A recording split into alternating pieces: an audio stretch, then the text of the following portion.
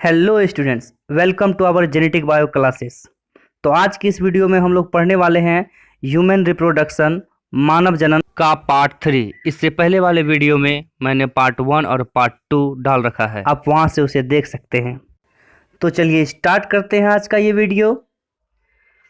अब हम लोग प्राथमिक नर जनन अंग, प्राइमरी मेल सेक्स ऑर्गन के दूसरे अंग के बारे में, दूसरे ऑर्गन के बारे में पढ़ने जा रहे हैं।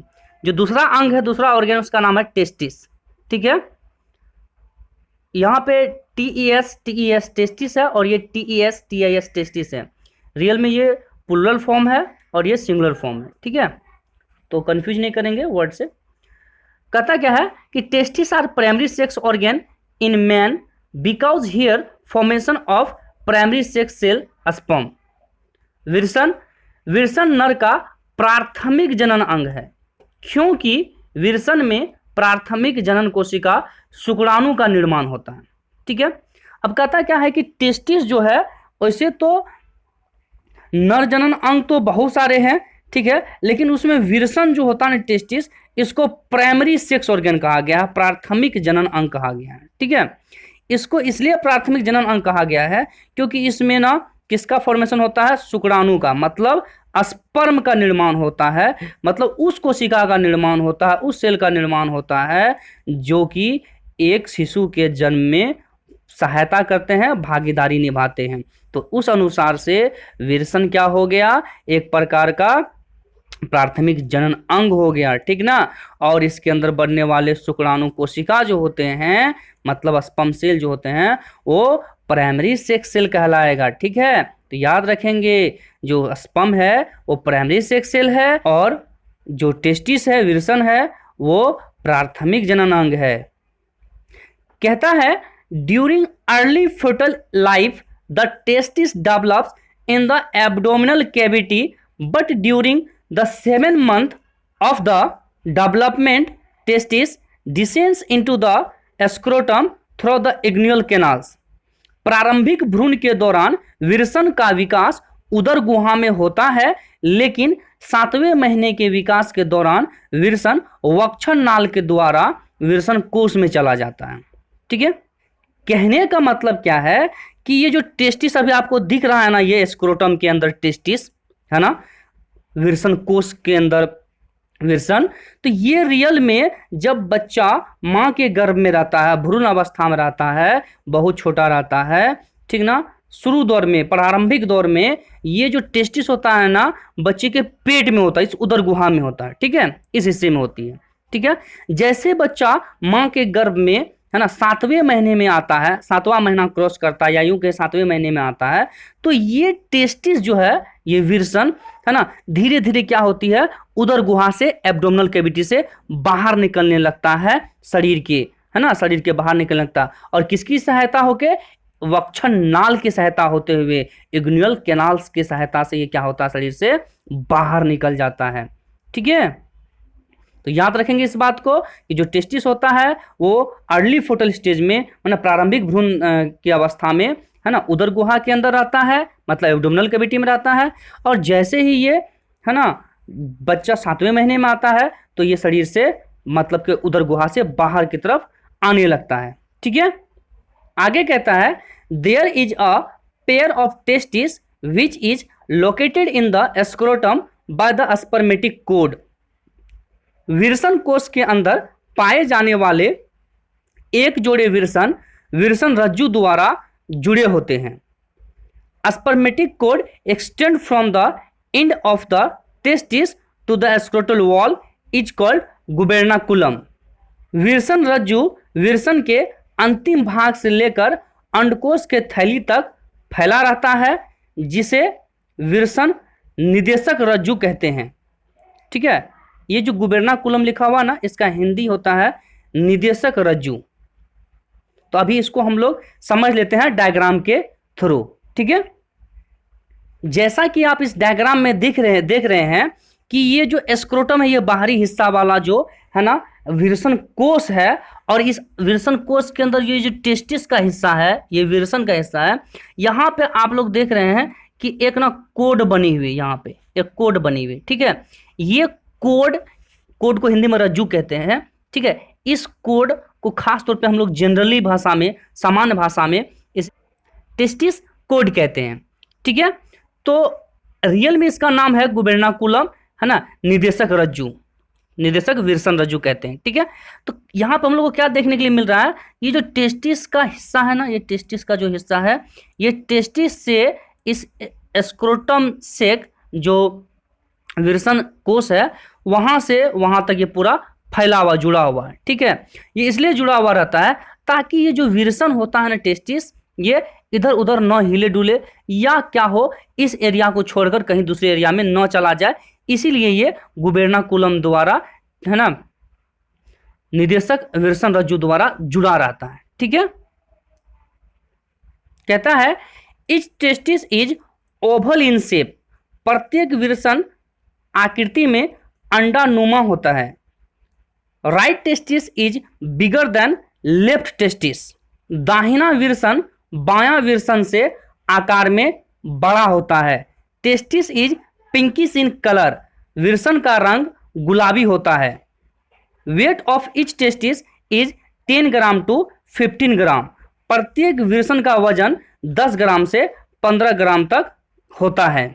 कहने का मतलब क्या है कि जो भी टेस्टिस होते हैं ना, विल्सन होते हैं, उनका जो आकार होता है ना, शेप, वो अंडानुमा होता है, गोलाकार होता है, ठीक है, अंडानुमा होता है, ओवल होता है, ठीक है। और साथ में क्या कहता है कि जो राइट टेस्टिस होता है ना, दाहिना टेस्टिस जो होता है, विल्सन होता है दाहिना, वो हमारे बाएं टेस्टिस से, बाएं विल्सन से क्या होता है, साइज में बड़ा होता है, ठीक है। अब ऐसा क्यों होता है? ऐसा इसलिए होता है कि जो विल्सन होते हैं, टेस्टिस होते हैं, वो दो जांघों के बीच में होता है, दो थाई के बीच में होता है, ठीक है।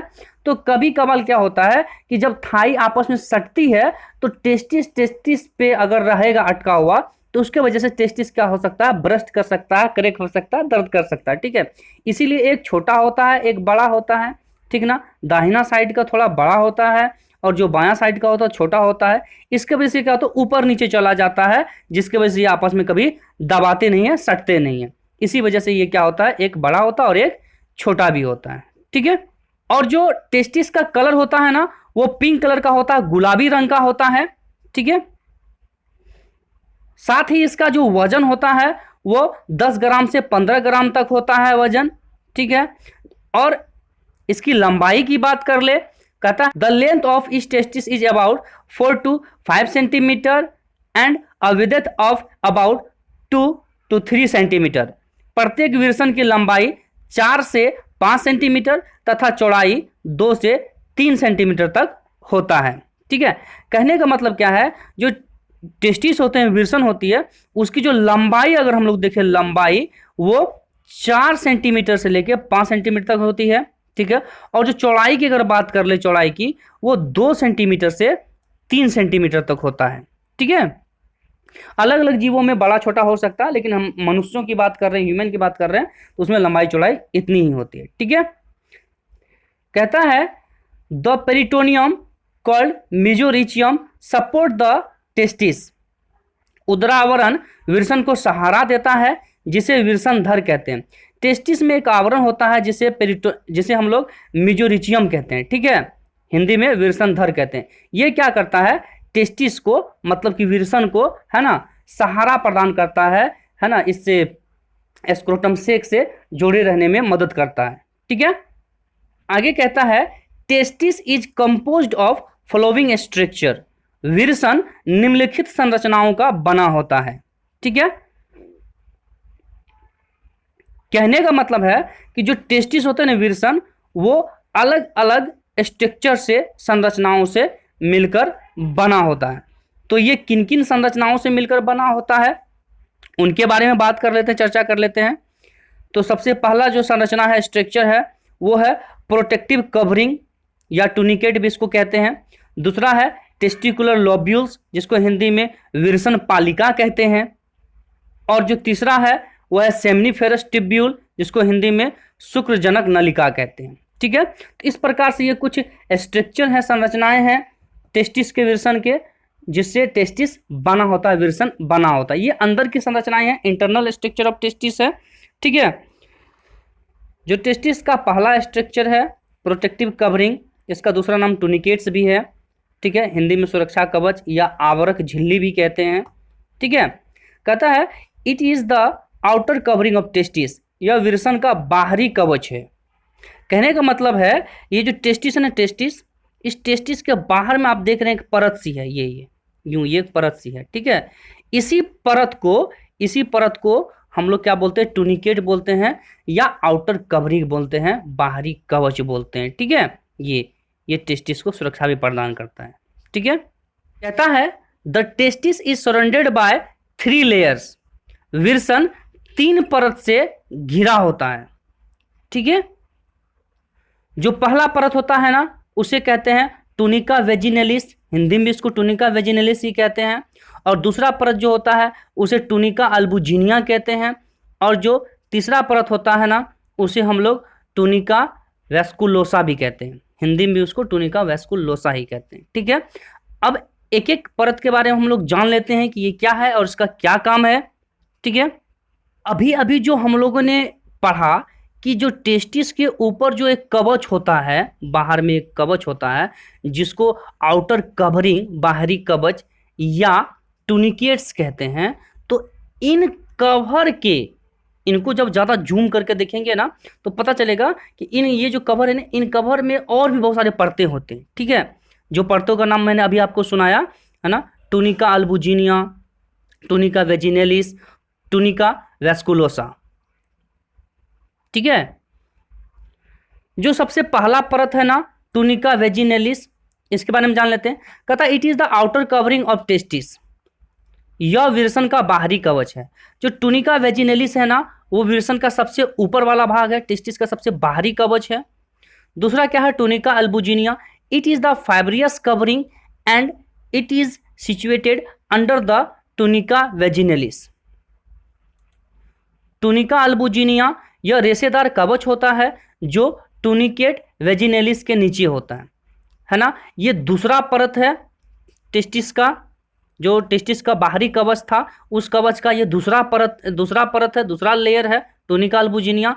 और ये टूनिका वेजिनेलिस के ठीक नीचे वाला परत होता है और ये रेशेदार होता है, मतलब इसमें बहुत सारे फाइबर्स होते हैं, रेशा होता है, इसलिए रेशेदार कवच है और टूनिका वेजिनेलिस के ठीक नीचे होता है।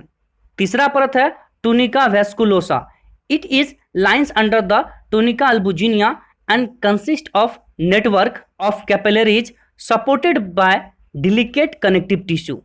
टूनिका वेस्कुलोसा यह टूनिका अल्बुजिनिया के नीचे होता है तथा इसमें कोशिकाएं का जालीनुमा रचना होता है जिसे संयोजी उत्तक के सहायता प्रदान करता है। ठीक है, कहता क्या है कि जो टूनिका वेस्कुलोसा होता है ना, ये ठीक जो दूसरा परत है होता है टूनिका अल्बुजिनिया उसके नीचे होता है। ठीक है, और ये जो टूनिका वेस्कुलोसा जो है ये तीसरा परत है टेस्टिस का।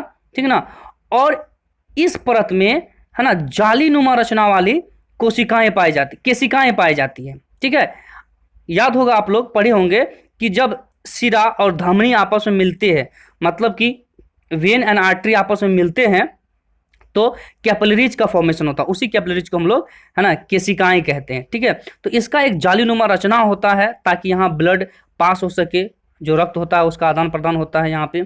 ठीक है, और कहता क्या है कि ये जालीनुमा रचना संयोजी उत्तक के सहायता प्रदान करता है, मतलब कि संयोजी उत्तक जो कनेक्टिव टिश्यू होते हैं ना उसको क्या करता है, ये सहायता प्रदान करता है। ठीक है, ताकि इन दोनों के सहायता से ये वहाँ चिपका रहता है संयोजी उत्तक।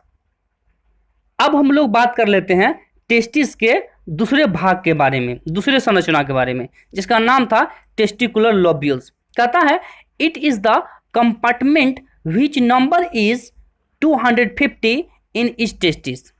टेस्टिकुलर लोब्यूल्स को हिंदी में विरसन पालिका कहते हैं। यह एक कक्ष है जिसकी संख्या प्रत्येक विरसन में 250 होती है। ठीक है,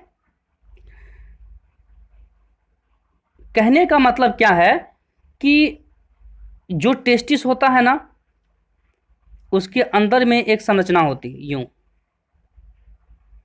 ठीक है, इस प्रकार से एक ट्यूब लाइक स्ट्रक्चर होती है। तो ऐसी ट्यूब लाइक स्ट्रक्चर है ना एक टेस्टिस में कितनी होती है, 250 होती है। ठीक है, जिसको कि टेस्टिकुलर लोब्यूल्स कहते हैं। तो याद रखेंगे कि प्रत्येक टेस्टिस में, टेस्टिस तो 2 होते हैं है ना। तो प्रत्येक टेस्टिस में, एक टेस्टिस में 250, फिर दूसरे टेस्टिस में 250, इस प्रकार की नलिका पाई जाती है। टेस्टिस की जो तीसरी संरचना है वो है सेमनीफेरस ट्यूब्यूल।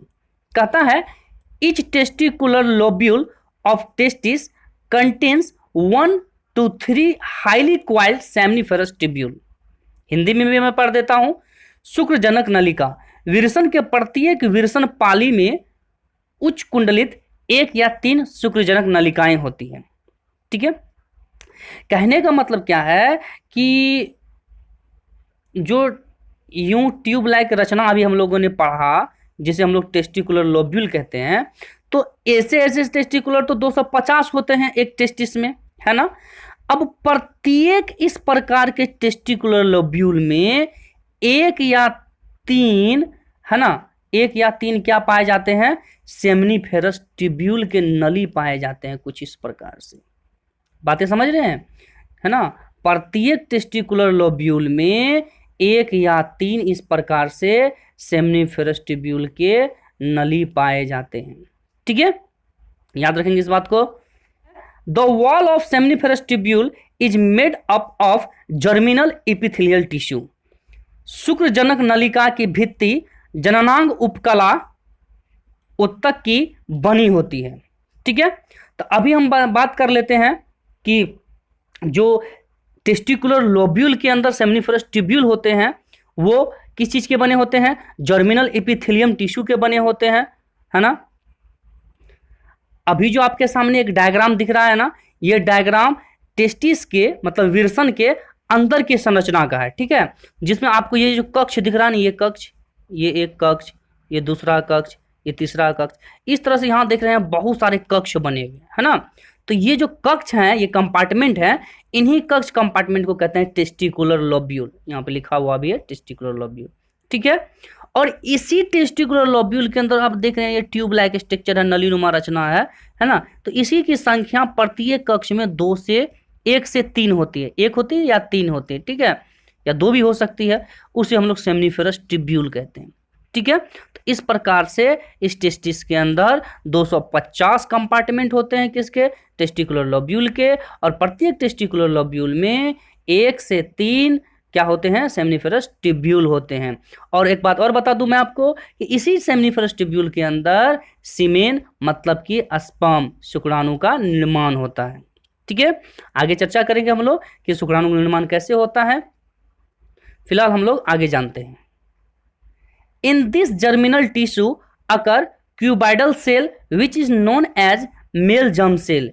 इस उपकला उत्तक में घनाकार कोशिका पाया जाता है जिसे नर जनन कोशिका कहते हैं। कहता क्या है कि जो अभी मैंने आपको बताया ना कि एक टेस्टिकुलर लोब्यूल होता है, यूं बड़ा टेस्टिकुलर लोब्यूल होता है, और प्रत्येक टेस्टिकुलर लोब्यूल में 3 सेमनीफेरस ट्यूब्यूल होते हैं। ठीक है, इस प्रकार से 3 सेमनीफेरस ट्यूब्यूल होते हैं। तो ये सेमनीफेरस ट्यूब्यूल के जो परत होती है ना, यूं परत, ये इस प्रकार से परत होती है, इस परत को बोलते हैं germinal epithelium layer.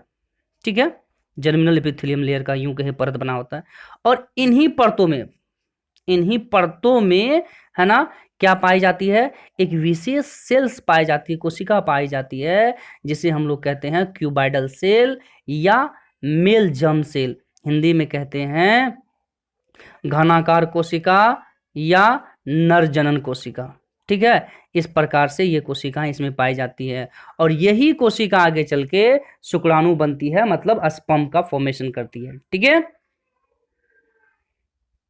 In certain place of germinal epithelium tissue present tall sertoli cell which is also called sustentacular cell. जननांग उपकला उत्तक में कहीं कहीं लंबी सर्टोली कोशिका पाई जाती है, जिसे आलंबन कोशिका भी कहते हैं। ठीक है, कहता है क्या कि उसी एपिथेलियम टिश्यू में, उसी उपकला उत्तक में, है ना, कहीं कहीं पे एक और भी विशेष प्रकार की कोशिका पाई जाती है, सेल्स पाई जाती है, लंबी लंबी सेल, जैसे सर्टोली सेल कहते हैं। ठीक है, या आलंबन कोशिका भी कहते हैं, मतलब सर्टोली सेल भी कहते हैं या सस्टेंटाकुलर सेल भी कहते हैं। तो ये सेल भी वहीं पाई जाती है। ठीक है, कहता है sustentacular cell support developing cuboidal cell और male germ cell with providing nutrition to them. नर जनन कोशिका या घनाकार कोशिका के वृद्धि तथा विकास के लिए आलंबन कोशिकाएं उन्हें पोषण प्रदान करती है। ठीक है, कहता क्या है कि जो सेमिनिफेरस ट्यूब्यूल के अंदर, ठीक है, शुक्राणु जनक नलिका के अंदर जो उत्तक जो कोशिकाएं थी, जिसे कि हम लोग मेल जर्म सेल कहते थे या क्यूबाइडल सेल कहते थे, उन कोशिकाओं को, वो जो कोशिका आगे चल के शुक्राणु बनेगी, है ना, स्पर्म बनेगी, तो उनके स्पर्म बनने के लिए, उनके विकास के लिए, उनके वृद्धि के लिए, डेवलपमेंट के लिए पोषण तो चाहिए ना कहीं कहीं से। तो उन विकसित कर रहे मेल जर्म सेल को, क्यूबाइडल सेल को पोषण कौन देती है? सस्टेंटाकुलर सेल देता है। ठीक है, मतलब सर्टोली सेल उसे क्या करती है? पोषण प्रदान करती है।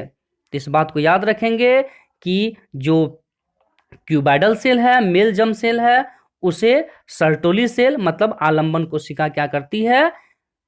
न्यूट्रिशन प्रोवाइड करती है ताकि वो वृद्धि कर सके, डेवलप कर सके, स्पर्म बन सके। ठीक है, Sertoli cell secrete androgen binding protein ABP that concentrate in the seminiferous tubule. Sertoli कोशिका एंड्रोजन बाइंडिंग प्रोटीन निकालती है जो शुक्रजनक नलिका में सांद्रता को बराबर रखती है। ठीक है, क्या कहता है कि सर्टोली सेल एक एंड्रोजन बाइंडिंग प्रोटीन निकालती है। ये प्रोटीन क्या करती है कि जो सेमिनिफेरस ट्यूब्यूल होते हैं, शुक्रजनक नलिका होती है, उसके अंदर जो बैलेंसिंग होता है केमिकल का, है ना, जो केमिकल घट जाए या बढ़ जाए, तो इनका जो कंसंट्रेशन है वो बराबर करके कौन रखता है?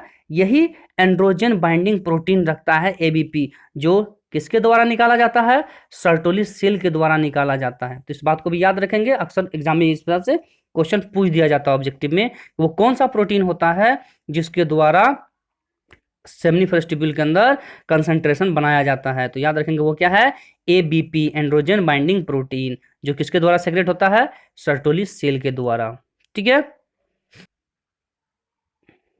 Sertoli cell also secrete another protein called inhibin which suppresses FSH synthesis।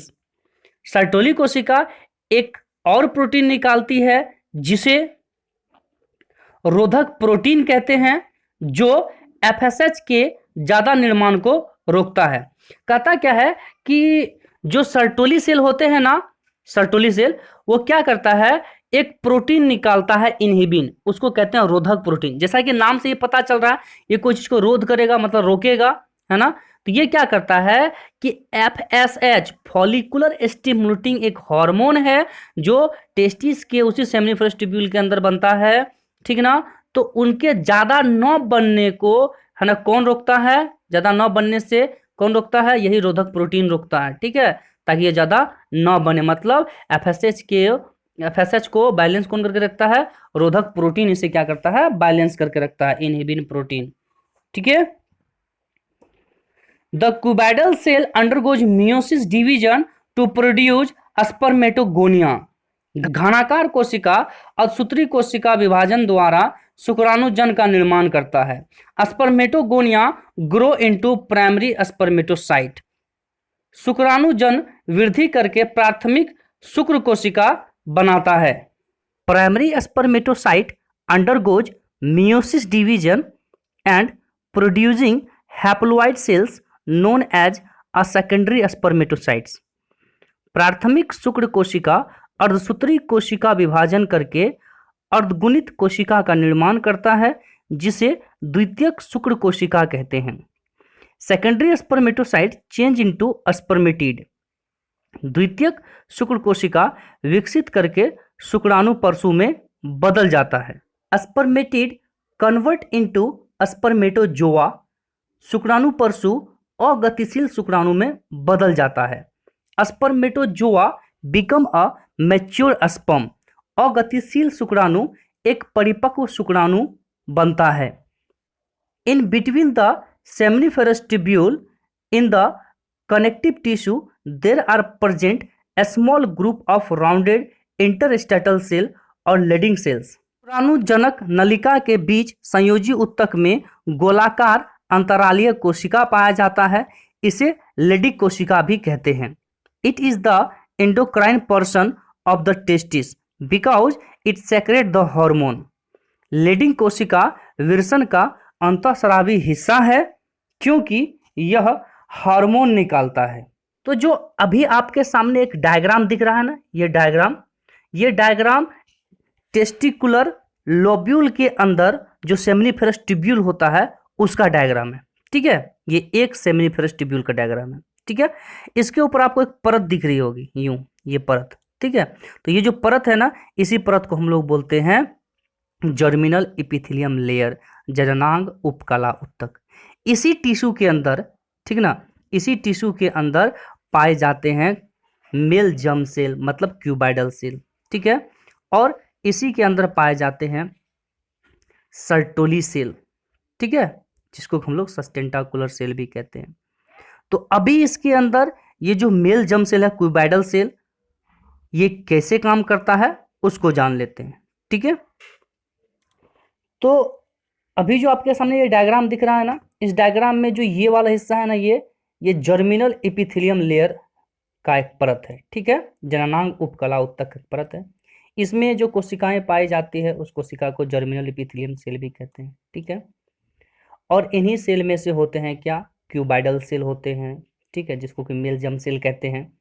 और इन्हीं सेल में भी क्या होता है, सर्टोली सेल भी होते हैं। ठीक है, तो सर्टोली सेल आपको दिख रहा है यहाँ पे है। ठीक है, और जो मेल जर्म सेल है जिसको क्यूबाइडल सेल कहते हैं वो ये है। ठीक है, तो कहता है कि इसमें जो डिवीजन होता है ना, पहली बार जो विभाजन होता है, डिवीजन होता है, तो उससे क्या बनता है, स्पर्मेटोगोनियम बनता है। ठीक है, स्पर्मेटोगोनियम बनता है। और ये स्पर्मेटोगोनियम क्या होती है कि डेवलप करके, वृद्धि करके बनाती है प्राइमरी स्पर्मेटोसाइट, प्राथमिक शुक्र कोशिका। और ये प्राथमिक शुक्र कोशिका में जो अर्धसूत्री कोशिका विभाजन होता है, मियोसिस सेल डिवीजन होता है, तो उससे बन जाता है सेकेंडरी स्पर्मेटोसाइट, द्वितीयक शुक्र कोशिका। और द्वितीयक शुक्र कोशिका डेवलप करके अर्ली स्पर्मेटिड बनती है, मतलब कि प्रारंभिक स्पर्मेटिड बनती है। और ये प्रारंभिक स्पर्मेटिड है ना, डेवलप करके क्या बनती है, मैच्योर स्पर्मेटिड बनती है। और यही स्पर्मेटिड आगे चलकर स्पर्मेटोजोआ बनती है। स्पर्मेटोजोआ फिर स्पर्म का निर्माण करता है, मतलब शुक्राणु का निर्माण करता है। ठीक है, और साथ ये सर्टोली सेल जो है वो क्या करती है, इसको पोषण प्रदान करते रहती है। यहाँ से लेके यहाँ तक के प्रोसेस में ये सर्टोली सेल क्या करती है, इसे पोषण देते रहती है। ये जो है ये सर्टोली सेल का केंद्रक है जो आगे चल के सर्टोली कोशिका बनेगी और इसे पोषण प्रदान करेगी, न्यूट्रिशन देगी, ताकि ये क्या हो, एक मैच्योर स्पर्म बन सके, एक परिपक्व शुक्राणु बन सके। ठीक है, वैसे तो जो शुक्राणु का पूर्ण रूप से विवरण जो है हम लोग गैमेटोजेनेसिस में करेंगे। ठीक है, गैमेटोजेनेसिस में हम लोग पढ़ेंगे कि शुक्राणु का जो पूर्ण रूप से विकास कैसे होता है, डेवलप कैसे होता है, ये 1 से 2, 2 से 4 फिर कैसे बनता है, कैसे आगे चल के एक जर्मिनल इपिथेलियम कोशिका जो कि द्विगुणित थी वो अगुणित कैसे बन जाती है। ठीक है, मतलब कि इसमें गुणसूत्रों की संख्या 46 था, आगे चल के 23 कैसे हो जाता है, और ये 1 से 4 कैसे बन जाता है। ये सारी चीज़ हम लोग है ना युग्मक जनन जब पढ़ने लगेंगे, और उस युग्मक जनन में हम लोग जब शुक्राणु जनन पढ़ने लगेंगे तब हम लोग अच्छे से इसको डिस्क्राइब करेंगे। ठीक है, फिलहाल थोड़ा सा इसका इंट्रोडक्शन देना था, वो मैंने दे दिया। ठीक है, एक चीज़ और जान लीजिए आप लोग कि जो स्पर्मेटिड से जो स्पर्मेटोजोआ बना था ना डेवलप करके, ये स्पर्मेटोजोआ है ना, जिसको कि हम लोग बोलते हैं परिपक्व शुक्राणु, ये अगतिशील होता है। ठीक है, क्या होता है, अगतिशील होता है, मतलब ये गति नहीं करता अभी फिलहाल। ठीक है, चलता मूव नहीं कर सकता। हाँ, जब ये पूर्ण रूप से एक मैच्योर शुक्राणु बन जाता है, पूर्ण रूप से क्या कहता है कि स्पर्म बन जाता है, तब इसमें गति आ जाती है, उसकी पूंछ हिलने लगती है, जिसकी वजह से वो आगे की ओर मूव करता है। फिलहाल ये जो है अगतिशील होता है, मतलब ये मूव नहीं कर सकता है। ठीक है, कहता है in between the seminiferous tubule in the connective tissue there are present a small group of rounded interstitial और लेडिक सेल। शुक्रजनक नलिका के बीच संयोजी ऊतक में गोलाकार अंतरालीय कोशिका पाया जाता है, इसे लेडिक कोशिका भी कहते हैं। क्या कहता है कि जो सेमिनिफेरस ट्यूब्यूल होते हैं ना, जहां हम लोगों ने पढ़ा कि क्यूबाइडल सेल होता है, जिसको कि मेल जर्म सेल कहते हैं। साथ ही हम लोगों ने पढ़ा कि सस्टेंटाकुलर सेल होता है, जिसे कि हम लोग सर्टोली सेल कहते हैं, जो शुक्राणु को मतलब स्पर्म को न्यूट्रिशन देता है। तो उन कोशिकाओं के अलावा, उन सेल्स के अलावा और एक सेल पाए जाते हैं जिसे हम लोग कहते हैं इंटरस्टेटल सेल या लेडिक सेल। ठीक है, हिंदी में इसे कहते हैं हम लोग, है ना, गोलाकार अंतरालीय कोशिका, या इसे कहते हैं लेडिक कोशिका।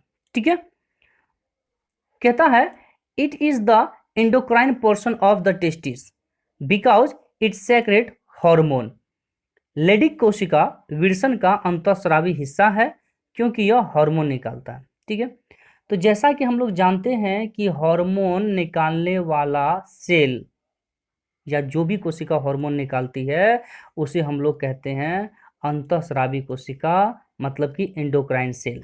ठीक है, तो उस अनुसार से जो लेडिक सेल है, जो इंटरस्टेटल सेल है, वो क्या हो जाता है, टेस्टिस का एंडोक्राइन वाला हिस्सा बन जाता है, मतलब अंतःस्रावी वाला हिस्सा बन जाता है। क्योंकि भाई जो इंटरस्टेटल सेल होते हैं वो हार्मोन निकालता है। ठीक है, तो इस वजह से हार्मोन निकालने के आधार पे जो इंटरस्टेटल सेल जो होते हैं वो टेस्टिस का एंडोक्राइन पोर्शन हो जाता है, मतलब एंडोक्राइन का मतलब टेस्टिस का अंतःस्रावी हिस्सा हो जाता है। ठीक है, कहता है these cell secrete androgen, example testosterone, male sex hormone. यह कोशिकाएं नर जनन हार्मोन एंड्रोजन निकालती है, जैसे कि टेस्टोस्टेरोन। ठीक है, तो कहता क्या है कि ये जो सेल होते हैं ना, इंटरस्टेटल सेल, जिसको कि लेडिक सेल भी कहते हैं, ये हार्मोन निकालती है और उस हार्मोन का नाम है एंड्रोजन। एक प्रकार का हार्मोन निकालती है जिसे एंड्रोजन कहते हैं। और एंड्रोजन में भी किस प्रकार का, तो टेस्टोस्टेरोन हार्मोन निकालती। ठीक है, ये एक प्रकार का मेल सेक्स हार्मोन है।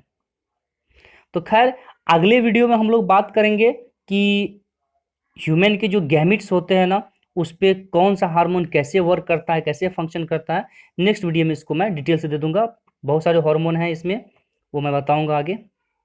ठीक है, रिप्रोडक्शन मतलब मानव जनन से जुड़े और भी वीडियो मैंने पार्ट वाइज दे रखे हैं, आप वहां से उसे देख सकते हैं।